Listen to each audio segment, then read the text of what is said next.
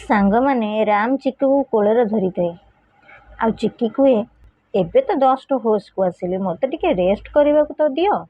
Stupid boy. ତାପରେ ରାମ କୁହେ, stupid girl. Chiki କୁହେ, ତମେ ମୋତେ କେତେ ବୁଝଉଥିଲ, ହେଲେ ମୁଁ ସେ ଆକାଶ ସହ ଚାଲି ଆସିଲି। ରାମ କୁହେ, ଆରେ ଆରେ ଆକାଶ ବାବୁରୁ ଡାଇରେକ୍ଟ ଆକାଶ।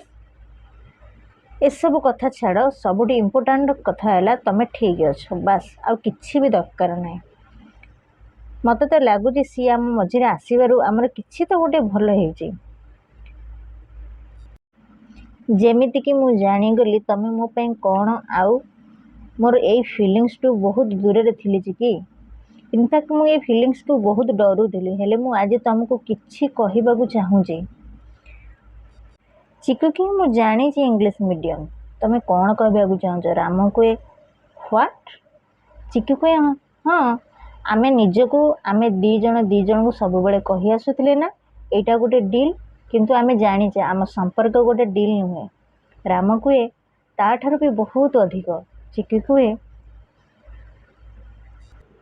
ଆମେ ସାଥିରେ ଥିଲେ ସବୁ ଅସୁବିଧାର ସମାଧାନ ହେଇଯାଏ। ରାମ କୁହେ, ତମେ ଦୂରକୁ ଗଲେ ମୋତେ ହସିବାକୁ ବି କଷ୍ଟ ହୋଇପଡ଼େ ଚିକି। ଚିକି କୁହେ, ତମଠୁ ଅଲଗା ହେଇ ଜାଣିଗଲି ଏକା ରହିବା କ'ଣ ହେଇଥାଏ। ରାମ କୁହେ, ତମକୁ ଦେଖିଲା ପରେ ମୁଁ ଜାଣିଲି ନିଜର କାହାକୁ କୁହାଯାଏ। ତାପରେ ଚିକି କୁହେ, ମୁଁ ବୁଝିଗଲି ତମଠୁ ତ ମୁଁ ଅଲଗା ହେଇଯିବି, କିନ୍ତୁ ଅଲଗା ହେଇ କେବେ ବି ବଞ୍ଚିପାରିବିନି। ରାମ କୁହେ, ମୁଁ ବି ପାରିବିନି। ଚିକି କୁହେ, ତମେ ମୋ ବିଶ୍ୱାସ, ତମେ ମୋ ସାହସ। English medium. ତାପରେ ଦୁଇ ଜଣଙ୍କୁ କୁହନ୍ତି, ତମେ ମୋ ବେଷ୍ଟ ଫ୍ରେଣ୍ଡ। ସାଙ୍ଗମାନେ ମୋ ଚ୍ୟାନେଲରେ ନୂଆ ଥିଲେ ମୋ ଚ୍ୟାନେଲକୁ ସବସ୍କ୍ରାଇବ୍ କରିଦିଅନ୍ତୁ ଆଉ ଛୋଟ ଲାଇକ୍ଟା କରିବାକୁ ଜମାରୁ ବି ଭୁଲନ୍ତୁନି। କାହିଁକି ନା ମୁଁ ଏଇଭଳି ଭିଡ଼ିଓ ଆପଣମାନଙ୍କ ପାଇଁ ସବୁଦିନ ଆଣିଦେବି। ଜୟ ଜଗନ୍ନାଥ।